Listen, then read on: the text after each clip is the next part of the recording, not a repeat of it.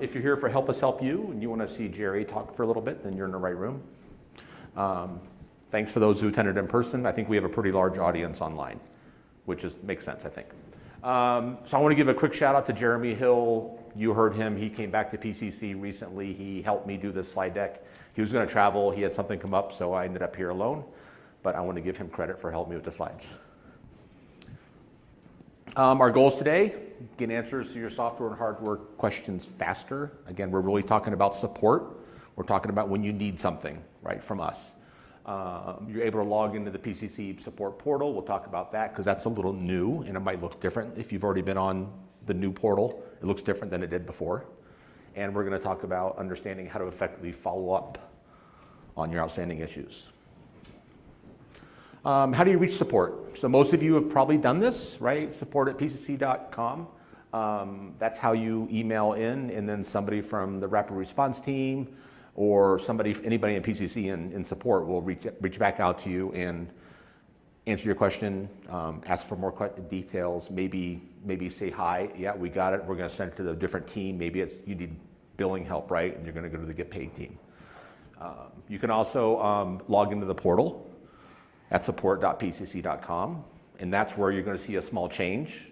I think visually the way it looks on your end is going to look different than what you're used to previously. If you sent a support ticket in at support@pcc.com, you're going to get a link anyways to go to the portal, and we'll talk about what the portal is good for and why you would maybe want to use the portal if you're the one that sends in a lot of support tickets. Okay, if you don't send them in very often, the email's fine. It's fine. If you went into the portal though, you'd be able to see all your tickets. You'd see who has them at PCC, what team is working on your ticket, and then you can kind of track what you're doing. So if you're the go-to person for support at the office, it makes sense. You can also email your client advocate. Who in here knows who their client advocate is? Everybody? Good. And I hope the same answer online that everybody knows who their client advocate is. If you don't, I would recommend maybe emailing support@pcc.com and say, I want to get an introduction to my client advocate. We all have between 40 and 45 or so clients each. And sometimes people they're doing their thing, right? You're at your practice, you're doing your thing, everything's fine, right? And then you don't really talk to us much, and that's okay. But we'd love to talk to you. So you can always email your client advocate.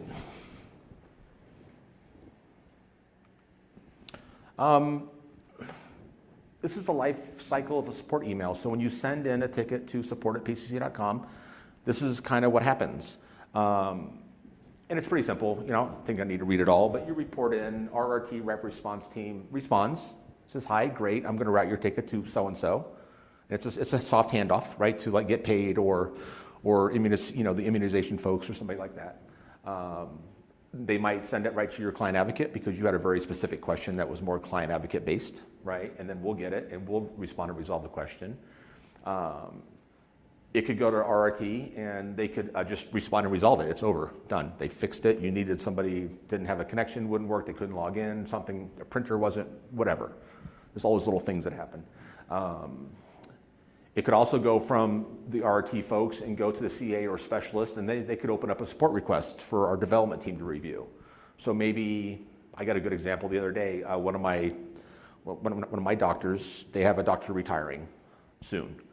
And they want to take all of their appointments they had scheduled out and move them to 3 different doctors depending on the day of the appointment, right? So if the doctor had appointments on Tuesdays, all those appointments got moved to a very specific doctor that's going to cover his Tuesday appointments.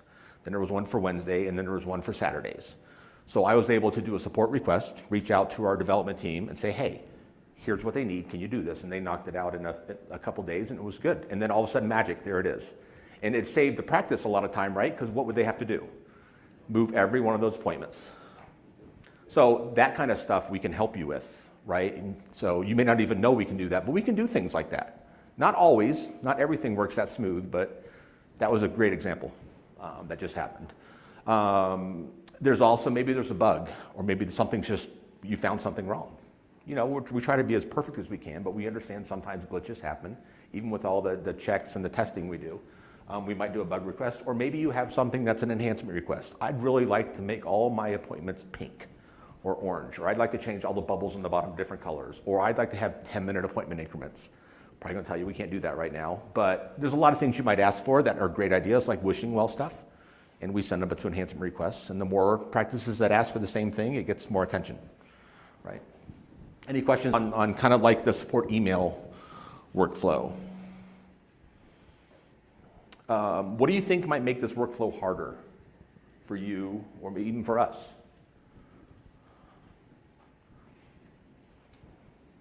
Got an example? So you got, say somebody at your practice can't log in. And you just say, you email us, hey, so-and-so can't log in. Or you can't log into one of the computers won't let you log into the EHR, it's just froze. And you just say, hey, we got a computer we can't log into. But you didn't tell us which one, right? So if you told us which one, we wouldn't have to email you back saying, great, which one? And then maybe you're busy, right? Because you guys are working hard all day, you're busy, you don't get the email right away, and you're frustrated because you can't still log in. You go back to your email, now you saw, hey, somebody asked you which one. And they ask you like 5 minutes after you sent it, because it's an easy one, right? So sometimes details matter, and we're gonna talk a lot about details today. So if you did that, you would just send a ticket and say, hey, user so-and-so or this specific Mac or laptop or whatever, we can't log in. Give them as much detail as you can. And then they can probably just resolve it and email you back saying you're all set. It's fixed. Life cycle of a support call. Okay, this is different. Now you call the 1-800 number because it's very important. What you need is, in your mind, it's very important. And that's okay. That's why you call and not just email, right? You call the 800 number, RRT answers, they triage it, right? Like you do with your patients, they triage it, they gather details, and they open a support ticket because they want to track what they did for you, right?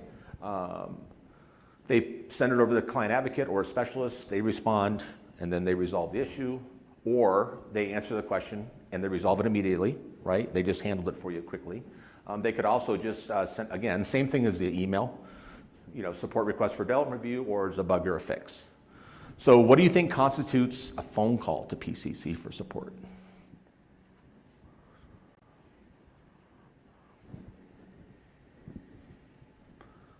Anybody? That's fine. Maybe an emergency? Like you get into work in the morning and nothing loads, nothing there, right? You try to log in and everybody's locked up. Well, you're probably not going to email from your phone to support@pcc.com, right? You're probably going to want to call somebody like, hey, so we can figure that out. Hopefully we know before you do, right? But we don't always. So again, and when you call, it's the same thing as the email, right? If you call and say, hey, I've got this patient, my doctor had this patient yesterday and something didn't work in the chart.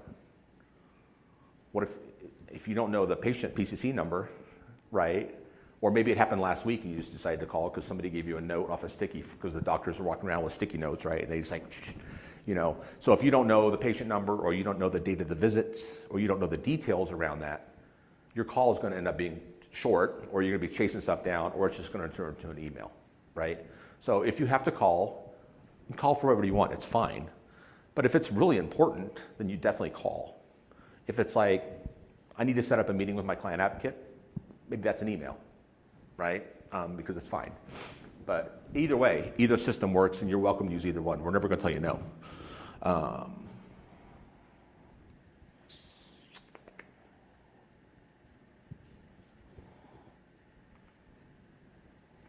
Some examples of why you might call or why you might email. So let's just go with the first one. I need a report. What do you think that is?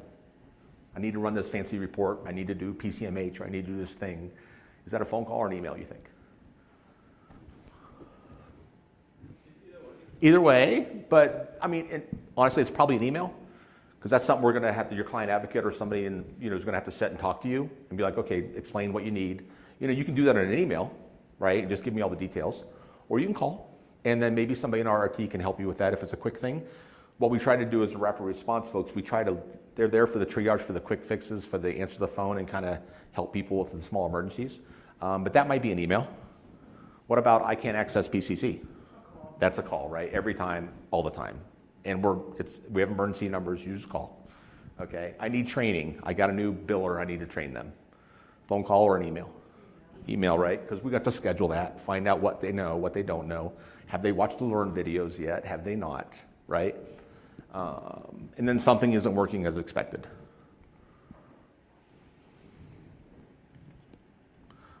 Oh, I should change this slide. I knew that too, and I didn't. Call, and then we have TeamViewer ready, but you probably heard we're not using TeamViewer right now, right? So we're working on the new solution for that. I think right now we're doing a lot of Zoom. Okay, it's just a little more difficult to like let us take over your computer screen and manage. There's some more clicks and things going on there. So that tends to be a little tricky. So we're not using TeamViewer, but we will work through it easily enough. I'm sorry I didn't change that. I should have. There's not a lot of content to this class, but it's more of questions, and I'm hoping Lisa gets some virtual questions. Nothing come through yet. So, you know, again, I think it's just, this was really about trying to make sure that you get all the support that you want as a practice, because that's what we're here for. You know, we're only here because of you.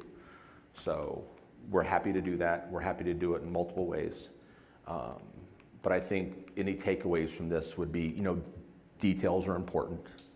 You know, what you need done is important. And I can say that from a client advocate with 40 some odd clients that, you know, details are important. You know, you got to tell me what you need, and I can probably knock it. If not, we're just going to go back and forth a little bit. And I know that can be frustrating because you all are very busy, and we appreciate your time. So we want to just make sure that we're doing everything we can to support you as fast and as best as we can. Timely resolution is important, right? We don't want you hanging out there waiting for us to fix a thing. We try to get it done as quick as we can for you. Any specific support questions or anything you want to talk about since we're here? Well, so I guess the question would be, is there any, less is not definitely more. You want more. We want more. Yeah, without giving up like too much like personal information and stuff like that, right? PCC numbers are fine. Dates of visit are great. You know, like when did this thing happen and what happened, right? If you had screenshots of it, that's fantastic, right? The more you give us, definitely the better. It can't be too much. It can't be too much, I promise, because it's usually too little. So, yes, sir. What is it, if there is an issue with Chattis reports coming into the chart? Yeah. Is it a Chattis question to the Chattis support or the PCC support? If there is a Chattis, the question is if there's a Chattis issue, does it come to PCC or does it go to Chattis? Yeah, I think you would start with PCC first, because we have Chattis experts, right? We are not Chattis. We just integrate with them very well. So I think you would bring that to us first. Probably our care for patients team would take that, unless your client advocate or rep response team can handle it. And if it's, you know, I think there are instances where it's easier to go to Chattis directly. I guess if it's a reporting thing. It's an integration question. Is the report is complete on Chattis website, but it's not showing up in the system? Yeah. I think we can still resolve that, right, Lisa? Yeah, if it's an integration issue, we definitely can troubleshoot that, and if we find that we can't, then we go to Chattis. Yeah, and we will go Chattis on your behalf. You know, we have direct lines with, I think Sasha has just, I know because he does it a lot, I know he has a direct line with a couple folks. Sasha's the only person in the No, organization? no, he's not. But he's just like, we have a lot of folks that have like a specialty, and I think Sasha's very good with the Chattis. That's just like, but he also does pre-check-in. He does anything care for patients oriented, 100%. Yes. But if it's the integration or you're just not getting the right screening and the right visit, things like that, then we can do that for you. Because you can actually do it yourself, but we can help you do that. Yes. CA relationship with practice. Yeah. Is sometimes practice can request to change the CA. They can. Yeah. So the question was, if you have a CA assignment, can you request another assignment? You can. And the answer is yes. Yes, Lisa can definitely speak to that. Yes, if you feel like you need a different CA for whatever reason, then yeah, we're not going to tell you no. Because we understand sometimes the fit's just not perfect. No, it's not the fit, about who is supposed to be more practice or CA in terms of communication on a regular basis. Is there something that CAs is in the role of CA, are they expected to reach out to the practice on a quarterly basis? Or is there anything we could expect that we are tied up with some daily routine? Yeah, I understand. That's a fantastic question. So if they couldn't hear virtually, the question was, What's the expectation for communication? The practice reaches out more, the CAs reach out more. As a CA with 45 clients, I can tell you right now, I probably don't speak to 30 of them on the regular. Okay, they've made that choice just because they're happy, they're fine. But I would encourage you to reach out to your CA, and I would encourage you to set up some kind of meeting rotation. We want you to do that because we don't know. We don't know what you're doing if we're not kind of seeing it or you're telling it, and we don't know if what you're doing is the easiest way, the smoothest way. Maybe there's a workflow that we have seen with other clients that might make it easier for you. But I think I'm going to go out on a limb and say it's up to you to dictate how much communication you want to have with your client advocate. And we will do that. Yes. If you want to meet weekly, we're going to meet you weekly. But I'm saying we can, and we will support whatever communication you want, but we won't be pushy, because we know your time's busy. The way they look is a little bit this. If you're working with the 45 clients, Yeah. and you have some cases when you help clients in some new thing, Yeah. when you bring it to your another client, the idea that you come out with another one. Yeah, I do. I do share that with my clients when I talk to them. Those improvements and enhancements that are a new version of the software coming in, sometimes we just ignore them, sometimes we use Right. them. But if the CA would practically reach out and say, I know it's a great tool, you need to take Yep. a look at it, let me set you up. Yep. Yep. Is it possible that it's so proactive sometimes? Yes. So the question is being proactive about enhancements or bugs that a client has reported and getting back to that client when that has been resolved. Or I think it's more like if there's an update and they just didn't, maybe the practice was too busy, they didn't notice all the things in the update, Or right? reviewing what's in the update as well? Yes. Actually, basically, if the CA could just reach out to their clients, offering to review the updates, kind of bring the idea that I work with this practice, it really helped them. That's Prac-Checking. Prac-Checking has been Yeah. around for 3 months now, I think, right? And we just right now learning about it. Oh, Yeah. okay. It'll be great just if sometimes CA would say, I have helped this. I have, out of my 45 clients, already have 10 on board with this, and they're successful. Do you want to take a look at that? Yeah. Right. No, yeah. I won't speak for all 7 of us, okay? But I'll bring it back to them and say, hey, some feedback from this meeting is something. I reach out to clients differently probably than other client advocates do, and we all kind of manage it differently, I think. But yeah, I think it's great feedback, and I'm sure that we can. Here's what I would recommend. Reach out to your CA, like when you leave here or while you're here, because they're here.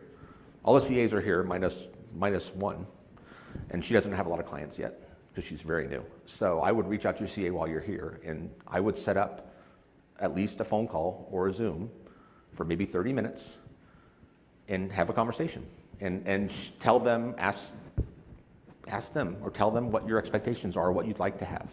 And I can tell you for all of them, no one of them would tell you no. That's why we work. That's the only reason Lisa and them offered me this job was to do that. That's what we do. And we support you with everything that we can. So please reach out to your CA. Do you know who they are? Yeah, and I'm just going to restate that.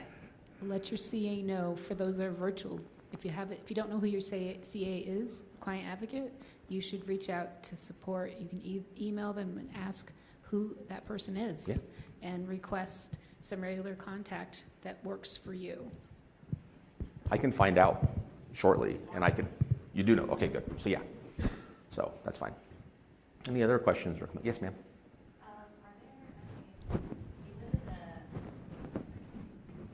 Just so they can hear you online. I live in the Pacific time zone. Yep. So sometimes when I call or email, it won't get resolved until the next day. Are there any after-hour options for contact just in case emergencies do happen when you guys are closed? Yep. So we have somebody on the phones and on the email every night till 8 p.m. Eastern time. Okay, and then we have an emergency. We have the emergency number. So if you call the 800 number, it's gonna channel to that. So we do offer hours until 8 p.m. Eastern, hoping to cover to 5 p.m. Pacific time. So you should be good. I think I have called. Yep. It So, Okay, yeah, so we would be, yeah, that'd be 9 for us, right? Yeah, so for sure, but if it's an emergency, then you would, it should roll to an emergency contact and somebody should be able to answer that, for sure, yes. And then some CAs are just always on their phones with emails, and you might just email your CA and be like, hey, I got a thing. I mean, I know I'm checking emails on my phone all the time, so I'm trying to respond. Anybody else?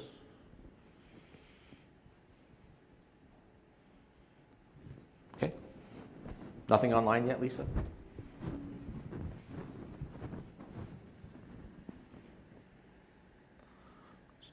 Okay, so we know the best way to get a hold of PCC for support is, call the 800 number or just email support@pcc.com. We talked about how to get the most out of support, so, less is definitely not more. The more you give us, the easier it is to answer what you need to do. As I just told you, sir, we're definitely here to help you be successful. That's literally why we wake up every morning and come to work. Is just to remove those obstacles from you doing your job and taking care of the kiddos. There's always some great ideas. Like you said, there's always great ideas. We try to communicate with updates and emails and the little flashy button on the bottom of your HR that says something's new. If you're not on PCC Talk on the blog, you should be, because there's a lot of great information there.